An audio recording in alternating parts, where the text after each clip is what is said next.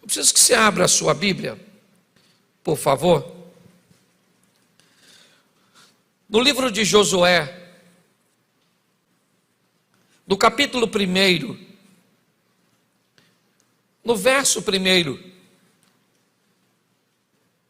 nós vamos olhar hoje no exemplo da vida deste homem, que força e coragem é o que Deus pediu de Josué. Me parece que força e coragem é o que a vida pede de todos nós. Em algum momento, em algumas situações, ela vai exigir de nós força e coragem para tomarmos decisões. E eu gosto muito dessa combinação, porque de que adianta um corajoso fraco? Certo? De que adianta? O cara tem coragem, mas não tem força. Tem força, mas não tem coragem. E Deus diz para Josué: você precisa, para desempenhar sua função, para lidar com a vida, com as demandas, com as intempéries que você vai enfrentar ao longo da sua caminhada, de duas coisas: força e coragem. É isso. Eu não sei para você, mas para mim a vida pede isso todos os dias: força e coragem para prosseguir nessa caminhada. É importante nós olharmos e, antes de lermos o texto, lembrarmos de um menino tirado das águas, treinado para ser um faraó no Egito. Ele então mata um egípcio para defender um irmão e é obrigado a fugir para o deserto, onde se torna pastor de ovelhas e recebe a comissão de voltar ao Egito para liderar a saída daquele povo. Com certeza, Moisés é um dos maiores, se não, o maior líder que a Bíblia nos mostra como exemplo. Mas pastor, o senhor disse que vai falar de Josué e está falando de Moisés? É exatamente isso. Eu quero que vocês entendam em que ambiente esse moço foi treinado, em que ambiente ele se espelhou. É importante olharmos e reconhecermos que no primeiro livro dos Reis, no capítulo 2, no verso 2, Davi chama seu filho Salomão e diz: Salomão, eu vou pelo caminho de todos os homens, ou vou pelo caminho da vida. O que Davi está dizendo é: eu estou morrendo, meu filho, porque seja o homem bom, seja ele mau, seja ele rico, seja ele pobre, inevitavelmente ele terá que ter um encontro com a morte. Quando nós olharmos para o texto agora, eu queria que você entendesse a sua responsabilidade. Por muitas vezes, eu já subi nesse púlpito para trazer uma mensagem para você, para apontar às vezes e identificar um problema. Mas essa semana eu estava olhando para isso, e quando nós procuramos um médico falando dos sintomas, e ele manda que façamos exames para identificar o que estamos enfrentando, isso é apenas uma parte do processo. A próxima parte é o que o médico vai me orientar que eu devo fazer para me livrar daquele problema. Hoje eu quero conversar com vocês, porque assim como uma universidade, um colégio, é reconhecido pelas notas de seus alunos, pelo desempenho e pela performance que aqueles alunos conseguem desempenhar nas provas, nos concursos públicos, eu acredito também que uma igreja pode ser vista pelo comportamento, pela performance de seus membros. Oferecer a vocês a oportunidade, não apenas de apontar um problema, de apontar um comportamento, mas dar uma direção, estabelecer, uma rota onde você consiga alcançar, os propósitos para vencer é muito importante. Moisés está morto. assim como Paulo, Pedro ou qualquer outro que você admire. Porque o tempo deles já passou. O tempo agora é o nosso. Chegou a nossa vez de termos a oportunidade de vivermos o incrível, o sensacional. E vamos ver como Deus vai lidar com Josué. E como Josué vai lidar com a história da sua vida. Dificilmente você vai enfrentar ou vai olhar para um homem que enfrentou tantas batalhas, tantas adversidades. O texto diz que ao longo da caminhada de Josué, ele venceu 31 batalhas registradas, 31 reis. A vida daquele homem foi uma vida de batalha, de luta. Enquanto Moisés é um negociador, um estadista, que entra no ambiente egípcio para libertar o povo. Josué é um general, um comandante, um homem de guerra, de batalha. Eu acho que vale muito a pena olharmos o exemplo dele, porque estamos em meio a essas guerras diárias. Hoje não tem leão, hoje não tem urso, não tem gigantes, mas nós vemos todos os dias os problemas se levantarem contra a nossa casa, contra a nossa família, contra a nossa saúde, contra a nossa fé. O texto diz assim: e sucedeu depois da morte de Moisés, servo do Senhor, que o Senhor falou a Josué, filho de Num, servo de Moisés, dizendo: Moisés, meu servo, é morto. Levanta-te, pois, agora e passa esse Jordão, tu e todo este povo, a terra que eu dou aos filhos de Israel. Todo lugar que pisar a planta do vosso pé, eu tenho dado, como eu disse a Moisés, desde o deserto e deste Líbano até o rio, ou o grande rio, o rio Eufrates. Toda a terra dos heteus, até o grande mar, para o poente do sol, será o vosso termo. Feche os seus olhos um minutinho. Senhor nosso Deus e Pai, em nome de Jesus, eis aqui a Tua palavra, e continue falando conosco. Usa-me como um canal de bênção, pelo poder do nome de Jesus. Amém. Glória a Deus. Amém? Pois é. A primeira coisa que eu quero expor a você é a necessidade de que você coloque em prática aquilo que você vai receber aqui. Porque inevitavelmente é isso que vai estabelecer o nome da igreja que você faz parte, o nome do Deus que você serve, a consolidação de sua família e de tantas outras coisas que você planeja ter êxito durante a sua caminhada. Quando nós olhamos para a maneira que Deus vai conversar com Josué, ela é muito interessante. Porque em momento nenhum, aqui, Deus chama Josué de seu servo. Deus chama Josué e diz: o meu servo Moisés é morto. E assim como eu fui com Moisés, meu servo, eu serei com você, Josué, servo de Moisés. É importante olharmos a maneira que Deus está conversando com Josué. Me parece que Deus está dizendo para Josué: chegou a hora de eu levar você para outro nível. Até o presente momento, você era um mero espectador, um coadjuvante, alguém que via as minhas orientações serem dadas a Moisés, porque Moisés era meu servo, e meu servo Moisés era morto, e você até esse momento era servo de Moisés, mas agora você vai ser meu servo. O que Deus está dizendo para Josué é algo muito especial.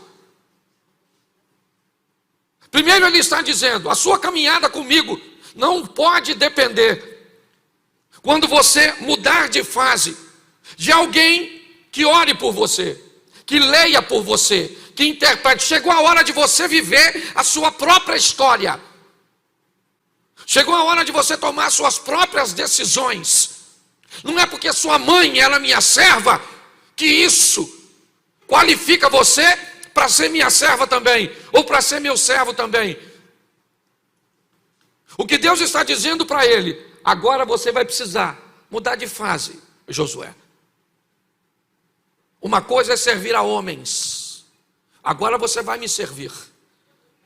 Agora você vai lidar com as minhas instruções. É isso. Nós olhamos para este homem e vemos a vida pedir dele, porque é isso que eu quero aplicar. Pastor, o que você está querendo dizer? Eu quero dizer que às vezes, e durante muito tempo, você teve que andar debaixo das ordens, das instruções de seus pais. Talvez em determinada fase da sua vida, você teve que andar debaixo das ordens de seu chefe, de seu patrão, daquele que era dono da empresa ou do negócio que você participou. Mas tem momentos que a vida tira você desse ambiente e traz você para uma outra fase. A fase que agora não são seus pais que decidem se você vai ou não, se você compra ou não. Agora chegou a sua vez de tomar suas próprias decisões. E isso parece ser muito bom e nos oferecer uma liberdade. Mas é muito importante nós entendermos que quando os outros escolhem para nós, se algo der errado, nós temos uma rota de fuga para nos defender. Nós colocamos a culpa no outro. Mas quando chega a minha vez de tomar as decisões, se alguma coisa sair errado, eu sou totalmente responsável. E a vida está chamando Josué e dizendo para ele: chegou a sua hora, camarada. Chegou a sua hora de arcar com suas responsabilidades, de ser responsável por suas escolhas, de entender que você escolhe o que fala para sua esposa, você que escolhe que maneira você vai treinar seu filho, que maneira você vai gastar seu dinheiro, quantas vezes você vai resolver vir ao culto, o que você compra, o que você não compra. A vida chama Josué e diz: agora você vai precisar de força e coragem. Força e coragem para fazer o que precisa. Força e coragem para dizer não para aquilo que é ruim para você e pode te causar dano. Porque agora a responsabilidade é totalmente sua. Antes você estava na sombra de Moisés. Quem decidiu quem ia espiar foi Moisés, e você foi um dos espias. Mas agora chegou a sua vez de enviar espias.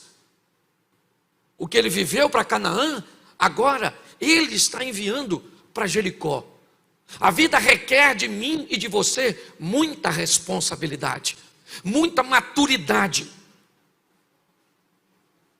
Por quê? Porque nós gostamos muito de culpar o diabo, de culpar o governo, de culpar fulano, de culpar ciclano.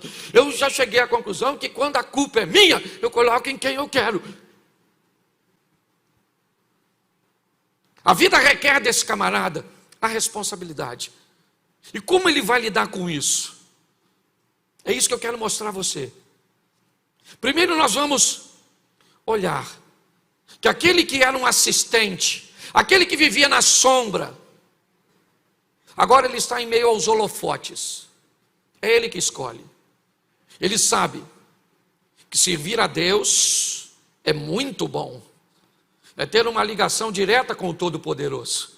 Mas ao invés de falar com a rocha, feri-la, pode impedir de que se entre na terra prometida. E isso ele também aprendeu com Moisés. Lidar com as responsabilidades é um grande desafio. E por isso muitas pessoas se negam. Por isso que a maioria das pessoas que entram na igreja, pastor Abner, a grande pergunta delas é o seguinte: o que eu posso fazer e o que eu não posso? Me dá as regras. Porque se deixar para eu interpretar e eu errar, a culpa é minha. Então eu fico com a interpretação dos outros. As pessoas têm medo de lidar com responsabilidade. Está aí porque que as pessoas não querem se casar. Está aí porque as pessoas não querem ter filhos. Porque tudo isso pede de si mesmo muita responsabilidade. Um erro pode ser catastrófico. Então, ao invés de me preparar para não errar, eu fujo de tudo aquilo que traz sobre mim uma grande responsabilidade. Eu não quero um cargo na igreja, eu não quero nada, eu quero passar despercebido. Porque simplesmente isso trará sobre mim uma grande responsabilidade. Por que eu não aceito Jesus? Porque dizer que eu sou servo de Jesus é uma grande responsabilidade. E eu não estou muito afim de responsabilidade. A vida vai requerer de você e de mim, quer você goste ou não, as suas responsabilidades. Ou você pode se tornar um Peter Pan, tendo um caso com a Sininho na terra do nunca, porque não quer crescer. Ou você assume logo que a vida requer de você maturidade e começa a pautar suas decisões e escolhas na palavra de Deus, para que você viva o que Deus tem para você. Para que quando as pessoas olhem para você, ela diga: caramba, olha que família, olha a caminhada de fé dessa pessoa. É muito engraçado, às vezes nós olhamos e dizemos: não olha para mim porque eu sou falho, olha para Jesus. Eu nunca vi Jesus. O apóstolo Paulo diz: olha para mim e sede meus imitadores como eu sou de Cristo. Está na hora de chamarmos a responsabilidade para nós. É assim que funciona. Quando olhamos agora para esse moço, Moisés foi embora e Deus diz: eu vou ser com você como fui com Moisés. O lugar que você botar a planta do vosso pé eu tenho dado por herança. Nós só temos uma condição para tudo isso dar certo: cumpra tudo aquilo que Moisés te ensinou. Receba todas as instruções e as pratique, que nosso relacionamento vai ser muito bom. Tenha o cuidado de fazer conforme tudo quanto Moisés lhe ensinou. E nós vamos nos dar muito bem, porque agora a escolha é do Josué. E preste atenção, o povo está desconfiado. Até o presente momento, Moisés é o líder. O primeiro líder que eles têm, depois do faraó do Egito. E agora Moisés é morto. E Josué sai da sombra. E agora seu rosto aparece. Todo mundo está desconfiado. Nós temos um caminho a percorrer. Estamos num ambiente inóspito, inadequado. Como é que vai ser isso? Está todo mundo de olho no Josué. Querem saber quais serão seus resultados? Querem saber se Deus é com ele como foi com Moisés? Está todo mundo olhando para esse indivíduo e o avaliando, vendo se ele vai ter condições. Coloca o verso 17 aqui para ficar mais claro para todos. Põe para mim. É João que está aí? Isso. Como em tudo ouvimos a Moisés, assim te ouviremos a ti. Somente, note que é condicional, nós vamos ouvir você, Josué, mas tem uma cláusula: nós vamos te ouvir tão somente que o Senhor teu Deus seja contigo, como ele foi com Moisés. Verso 18: todo homem que for rebelde à tua boca e não ouvir as tuas palavras em tudo quanto lhe mandares, morrerá. Somente, ou tão somente, esforça-te e tem de bom ânimo. O povo está dizendo para Josué: nós estamos de olho em você, irmãozinho. A partir de hoje você chegou a sua vez de viver a sua história, beleza. Você está dizendo agora que está andando com Deus, Moisés foi embora e é você agora. Então eu vou logo te avisando que nós vamos te obedecer, e quem não te obedecer, morre.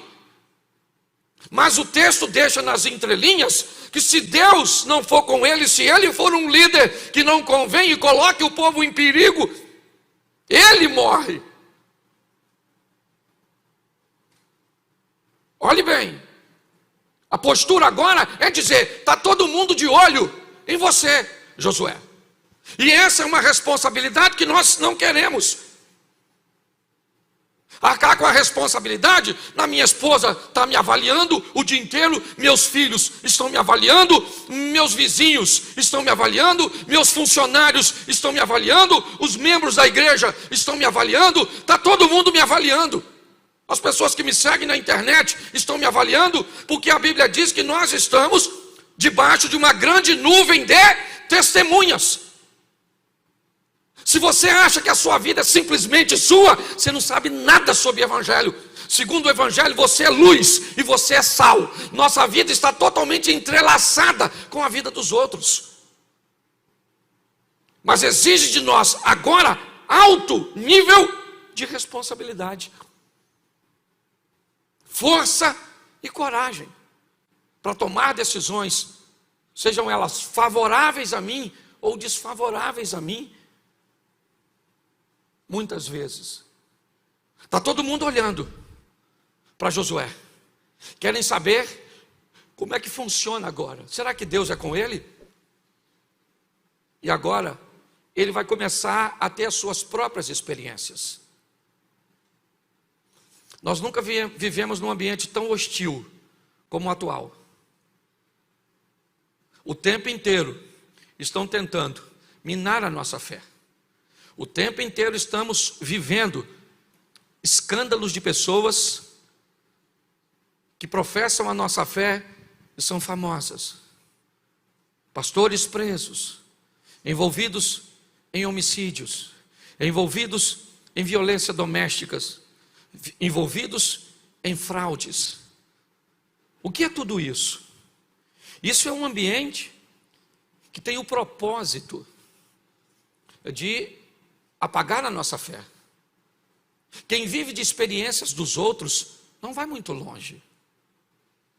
Por que é importante sair desse ambiente de coadjuvante e protagonizar no palco da vida minhas próprias histórias? Porque quanto a fatos não há argumento. Quando eu começo a ter as minhas próprias experiências com Jesus, com a minha fé, não adianta ninguém falar contra o meu Deus. Porque meu relacionamento com Deus não é teórico, ele é prático. É assim que funciona. Esse cara agora vai viver suas próprias experiências. A primeira, ele tem uma nação para atravessar o Jordão. E Deus diz para ele: instrua os sacerdotes a pegar a arca da aliança, caminha em direção ao Jordão, e assim que os sacerdotes tocarem as águas, elas vão parar. As águas de cima vão parar de correr do Jordão e o povo vai atravessar. E Josué vai viver a sua primeira grande vitória. Está todo mundo de olho nele, vamos atravessar o Jordão. E como é que nós vamos atravessar? Mulheres, crianças, gados, tudo isso. Ele diz: fique tranquilo, porque Deus vai abrir o Jordão. E está todo mundo olhando. Você não gosta que todo mundo olhe para você, que te avalie, que olhe para a roupa que você está usando, as frases que você está postando, a sua postura, culto ou extraculto, como você trata a sua esposa? Ninguém fala com você, mas está todo mundo vendo. Essa é a grande verdade. Está todo mundo olhando para todos nós, nos avaliando o tempo inteiro, para ver se condiz a nossa vida com aquilo que professamos. Esse cara agora vai mostrar para aquele povo, ou melhor, Deus vai mostrar para o povo que é com ele. Capítulo 3, verso 7. Coloca aí, 3, 7. E o Senhor disse a Josué: este dia começarei a engrandecer-te perante os olhos de todo Israel, para que saibam que assim como eu fui com Moisés, eu serei contigo. Deus está dizendo: eles não querem ver se eu sou na sua vida? É isso? Mas pastor, querido, o Moisés já partiu, o tempo dele passou. O que ele me serve hoje é de inspiração. Eu não gosto de ficar contando testemunho na igreja. Eu não gosto. O meu, prefiro contar o dos outros. Mas eu posso falar uma coisa para vocês. Com certeza eu vivo coisas que poucas pessoas vivem. Porque eu aprendi a fazer coisas que poucas pessoas fazem. Eu aprendi que testemunhos podem edificar, mas também podem escandalizar. E eu posso dizer para vocês, eu tenho visto o sobrenatural, o incrível, o extraordinário de Deus acontecer. Sabe por quê? Porque eu creio. E porque eu aprendi, porque nós estamos no meio da parceria, a ser um parceiro nesse ambiente. Porque é isso que Deus está chamando Josué. Deus poderia dizer: Josué, sai daí e eu vou fazer tudo por você. Não, não, você precisa de força e coragem, você precisa de posicionamento. Esse camarada, agora, ele vai viver a sua primeira grande vitória. Josué vai aprender que a vida com Deus e que o relacionamento com Deus, ele é feito de vitórias, de momentos bons. Ele chega do outro lado, né, e o povo está olhando para ele. O Rio Jordão parou para o povo passar. Realmente os resultados são positivos. E ele vai para a próxima fase. O povo continua de olho, está todo mundo observando. E agora ele vai enfrentar Jericó. Acredito que todos conhecem a motivação de chegar em Jericó após ter passado o Jordão. Ele enviou espias. A estrutura está toda montada. Ele está vencendo, as suas experiências, e o que ele está vivendo com Deus. Está assim de gente que não tem uma história de si mesmo para contar. São só milagres alheios, coisas que sempre acontecem à sua periferia. Sabe, é sempre um milagre bem próximo de você, uma vitória bem próximo de você, é algo acontecendo, sabe, e onde você está na sua vida, nos seus negócios, na sua família, no seu ministério, há sempre uma inércia, sabe, um ambiente do nada. É isso que muitas pessoas têm vivido. Está na hora de provarmos o que Deus tem para nós. Por que, pastor, o senhor diz isso? Porque isso precisa acontecer, para que as outras pessoas vejam quem é o Deus que nós servimos. É simplesmente isso. Eu não estou pregando riqueza, não estou falando nada disso não. Eu estou falando de viver o que Deus tem para cada um de nós. É só isso. Ele agora chega no ambiente, Jericó fechada. As muralhas caem, Josué entra. Saqueia Jericó, mata tudo. E agora é a sua segunda vitória. Ele está provando o extraordinário, o sensacional, o incrível. Ele já enfrentou o primeiro obstáculo, o Jordão, e ele venceu. Ele enfrentou o segundo obstáculo, Jericó, e ele venceu. As coisas estão fáceis, é verdade. E para ganhar não precisa de muita ciência. Para quem está ganhando, está tudo bem, louvado seja Deus, estamos vencendo, as coisas estão boas, mas o problema é que a vida não é feita só de vitória, a vida não é feita só de sorriso, e talvez hoje, você, ainda que o ambiente de vitória não seja sempre favorável, porque em muitos ambientes de vitória, pessoas persuadiram seu coração e acabaram se destruindo, é da derrota que eu quero te falar. Por quê, pastor? Porque o povo está perdendo mais do que está ganhando. A grande verdade é essa. Hoje, no geral, o povo está perdendo mais do que está ganhando. As dores têm se intensificado. Tem pessoas que praticamente não têm uma vida, parece que vive uma saga.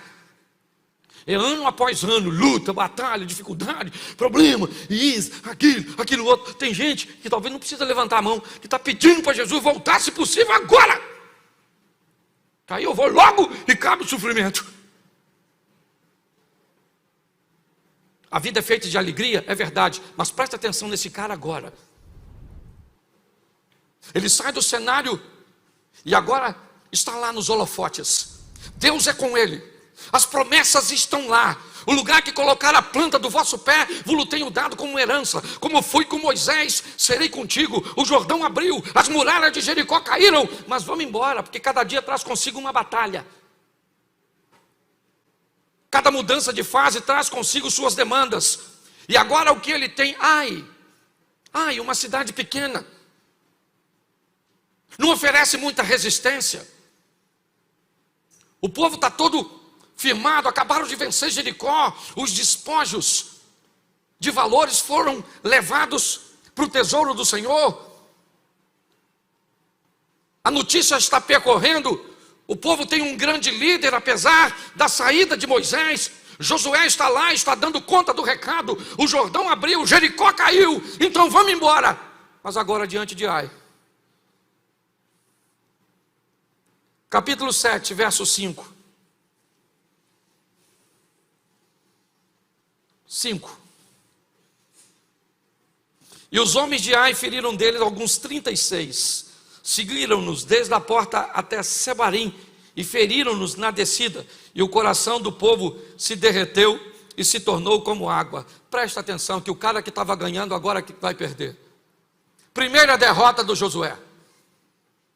E uma derrota feia. Feia. Ridícula, para dizer a verdade. Ele perde uma batalha que não tinha como perder. Estava tudo ganho. Ele manda espias como sempre. Os espias trazem a notícia: Josué, não mande todo o povo. O arraial é pequeno, a resistência é praticamente nenhuma. Mande uns 2 ou 3 mil soldados e eles resolvem os problemas. E Josué então faz conforme os conselhos, segue o padrão. A sabedoria está na multidão de conselhos. Ele não toma decisão sozinho, mas ele vai aprender agora, na sua terceira batalha, que ele só vence e só faz o que faz por uma questão muito simples: porque Deus é com ele. Na batalha contra Ai ele perde. Ele volta e começa a dizer para Deus: primeira batalha, primeira, o cara está ganhando. Basta perder a primeira vez. Senhor, podia ter nos deixado do outro lado. Por que o Senhor nos trouxe para cá? E agora as nações vizinhas vão dizer o quê? Vão fazer uma coalizão, vão vir contra nós, igualzinho a nós. Basta uma perda, algo sair como não planejamos. Basta um sentimento que já fizemos algum tipo de esforço e não conseguimos superar e pronto. Na mensagem de hoje eu preciso que você entenda uma coisa. Você não precisa de muita força nem muita coragem para gerenciar a vitória, mas vai precisar de muita para vencer as dores, as perdas e as crises. Agora esse camarada enfrenta sua primeira derrota. Ela é dura, ela é humilhante, sabe? Ele perde para um lugarejo fraquíssimo. Mas ele aprende e me ensina nesta passagem que a vida também é feita de derrotas. Mas o que eu quero ver com você nesses 15 minutos é o que esse cara faz quando ele perde. É isso que eu peguei para aplicar na minha vida. Ele perdeu a batalha, perdeu, mas ele estava ganhando até ontem, mas hoje não está. E ele descobre que a vida também é feita de dores, de perdas, de crises e de problema. Mas o que eu faço quando eu perco? Que quando eu ganho eu sei o que eu faço. É só fazer uma festinha, uma celebração, é só comemorar que eu estou ganhando. Mas e aí, mano? E quando você tem uma briga no casamento daquelas feias? E quando você tem uma conta daquela impagável? E quando você tem uma doença daquela incurável? E quando você tem um desânimo na fé, daquele jeito que parece que o pecado se instaurou na sua vida? Como é que eu procedo no momento de adversidade? Eu acho que vale a pena usar o exemplo desse moço. Capítulo 7, verso 6, diz assim: Então Josué rasgou as suas vestes, se prostrou em terra sobre o seu rosto perante a arca do Senhor até a tarde. Ele e os anciãos de Israel deitaram pó sobre as suas cabeças, né? E Josué disse: Senhor, por que com efeito fizeste passar este povo o Jordão? Preste atenção. A primeira coisa que Josué faz é ir falar com Deus. E a primeira coisa que ele quer saber é o seguinte: por que é que eu estou vivendo tudo isso? Por que é? Por que é que eu estou endividado? Por que é que meus filhos estão desse jeito? Por que é que a minha fé está desse jeito? Por que é que o meu casamento está desse jeito? Por que que os meus negócios estão desse jeito? Eu preciso saber o motivo. O que me levou a estar onde eu estou? Se eu quero sair de uma situação, a primeira coisa que eu tenho que saber é o que me levou para lá.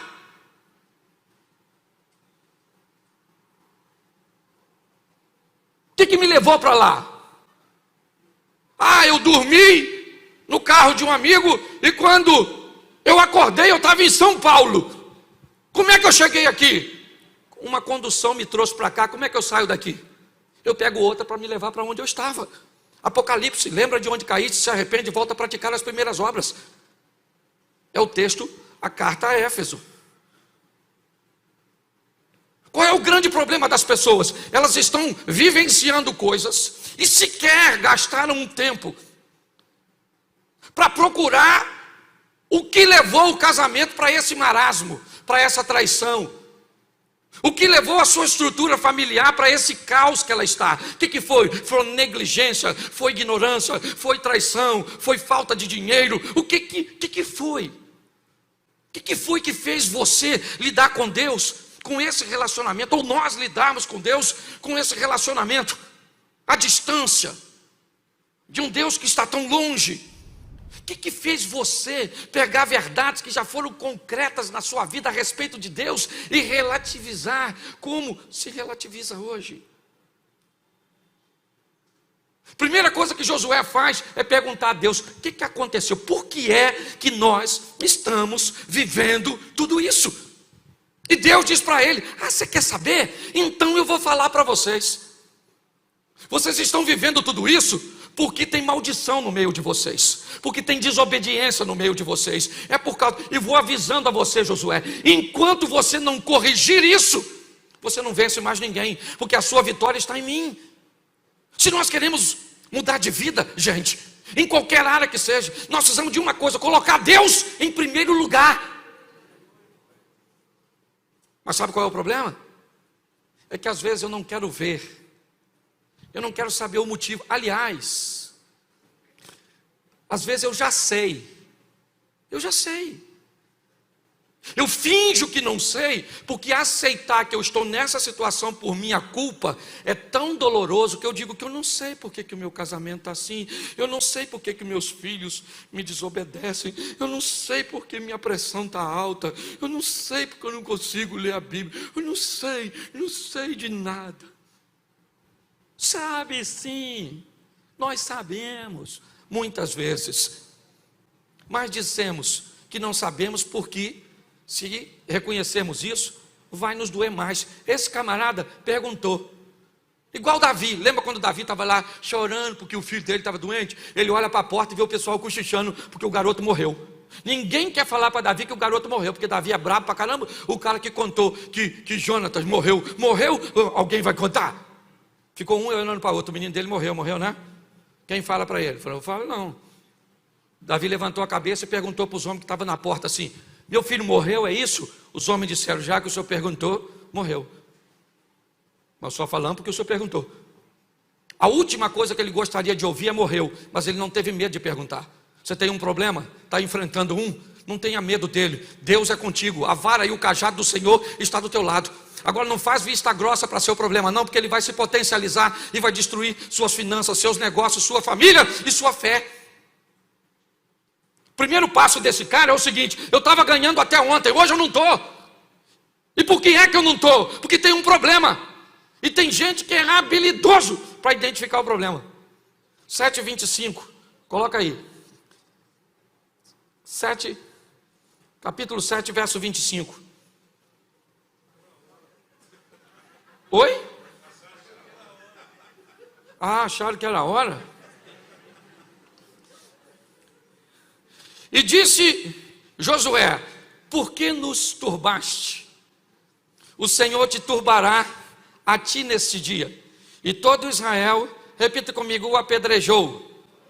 O apedrejou. E agora diz assim: e os queimaram a fogo, e os apedrejaram com pedras. Escute só. Ele descobriu que sabe o que levou eles para lá? Um tal de Acã, um maluco lá aqui. Depois você lê, que eu não sou obrigado a ler tudo.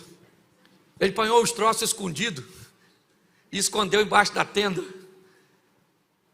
E agora Josué já sabe onde está. E eu acho o maior barato quando alguém me diz assim: pastor, eu sei que eu estou errado.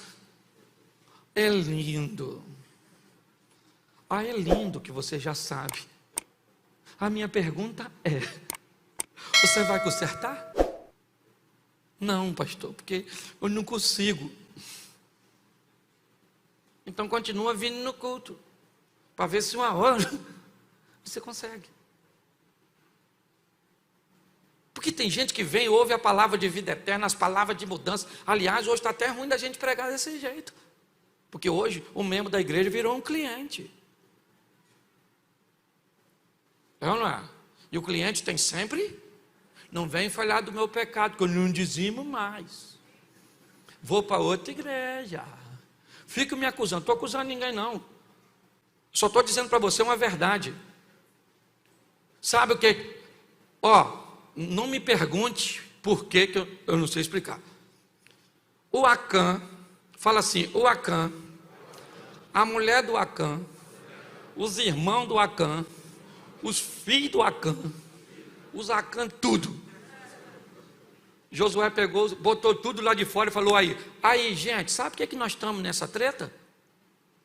Por causa do Acã, esse infeliz, pegou umas coisas aqui, Deus vazou, deixou nós sozinhos, perdemos essa batalha. E agora, o que nós vamos fazer? Matar o Acã, lógico. E os filhos do Acã morrem também, porque é Acãzinho. Lembra das raposinhas? Se você não matar enquanto está pequeno, o infeliz cresce. É a história do mineiro que foi atropelado pelo um trem, lembra? Foi atropelado por um trem, ficou em tratamento muitos anos, nunca tinha visto trem na vida. Foi para a linha do trem, que passou na terra dele, com a foice na mão, e falou: a hora que esse infeliz passar aqui, eu meto a foice nele. Era uma curva, o trem passou, pegou o infeliz pelo meio e jogou longe. Depois de muito tempo de recuperação, ele já andando um pouco, saiu para passear na frente do corpo, passou numa loja de brinquedos, viu um ferrorama. Pegou um pedaço de pau e bateu, quebrou o ferrorama todo. O dono da loja falou: o que foi? Ele falou: isso é mansinho enquanto é pequeno. Quando isso cresce, isso vira um monstro. Se você não resolver problema enquanto está pequeno, meu filho, ele vai crescer e vai pegar você. Não fica brincando com o problema, não. Entendeu? Está ali, está lá num problema no casamento, aí passa lá, tem um homem bonitão, olhou para a senhora, falou: nossa, a senhora está maneira. Nunca mais passa lá. Porque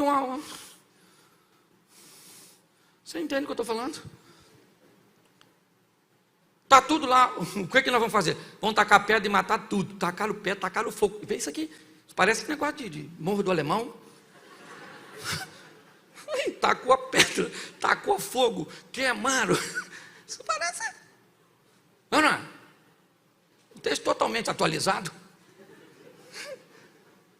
Por quê, querido? Porque ele me ensina uma coisa: primeiro eu identifico o problema, depois eu elimino. Elimina. Não brinca com o problema, não, meu filho. Ele cresce e pega você. Você quer mudar de vida? Descubra o que é: preguiça. Pastor, nossa, pego a Bíblia assim, dá um sono. Sabe, sim, se minha vista escurece. Isso é o Satanás. Deve ser alguém. Aí eu não consigo ler. Embola minhas vistas, sabe? O WhatsApp eu leio. WhatsApp eu leio, nem sono dá, eu fico lendo, menino, perco assim. Ainda tem esse negócio de TikTok? Tem essas porcarias tudo assim, isso aí eu vejo, olha. Que beleza. E a Bíblia? A Bíblia dá um sono, oh meu Deus do céu. E aqui nossa, que é isso? Ô gente, se eu sei o que me atrapalha, eu resolvo. Posso ouvir um amém da igreja?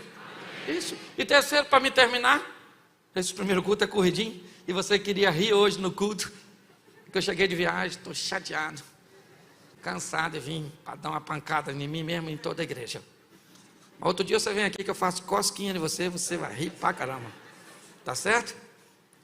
Josué capítulo 8, verso 3. Então Josué levantou-se e toda a gente de guerra para subir contra Ai. Escolheu Josué 30.000 homens valentes e valorosos e enviou de noite. Note que ele está nervoso. Primeira vez ele mandou quantos? Para ver se você estava prestando atenção. Quantos? Pois é, agora ele mandou quantos? 30.000. 10 vezes mais isso aí. Ele falou, ah é? Mas eu já matei o Acã, que dane-se. O Acã está morto, mas vamos com força total. Porque você quer prosseguir na vida, meu filho, reúna as forças que você tem e marche de volta, enfrente o seu problema, porque Deus vai te dar vitória. Não se acovarda, não. Força e coragem, para quê? Primeiro para descobrir onde o problema está. O cara falou assim pro conselheiro: eu não estou conseguindo me comunicar com a minha mulher, ela está surda, e eu já estou ficando bravo, o que eu faço? O cara sábio disse assim: o senhor faz o seguinte, o senhor fala com ela uma distância, se ela não escutar, você chega mais perto, fala de novo, se ela não escutar, você chega mais perto e fala de novo, e aí você vai descobrir a distância que ela está escutando, você passa a falar daquela distância, e a comunicação fica boa. Ele falou, maneiro. Aí perguntou à mulher: querida, o jantar está pronto? Nada da mulher falar. Ele falou, essa miserável não escuta nessa distância não. Aí aproximou mais um pouquinho, 3 passos. Falou, querida, o jantar está pronto? Nada. Ele falou, meu Deus, você é quase surdo de tudo. Aproximou de novo e falou, querida, o jantar está pronto? Ele falou, querido, já é a 3ª vez que eu falei que está. O surdo. Hoje você está rindo de tudo. Pelo menos para terminar. Difícil de olhar um problema é porque às vezes ele está em nós. E quando você encontrar o problema, não brinque com ele. Problema, você não arranca os dentes, que ele corre atrás de você banguelo. O problema, você não raspa a cabeça dele, que ele corre atrás de você careca. Problema, você mata ele, faz igual Davi, corta o pescoço, a cabeça. E o que você faz depois? Tenta de novo com força total. Esse casamento da senhora aí, nossa, esse homem é ruim, mas é seu. Essa mulher é esquisita, mas é uma opção sua. Esse filho seu é a mistura entre você e sua mulher que não deu certo. Pegou os 2 DNA. Isso virou um monstro, um alien versus predador. Reúne suas forças e vai para cima com seus negócios, vai para cima com seu casamento, vai para cima com Deus, porque Deus vai te dar vitória. Posso ouvir um amém?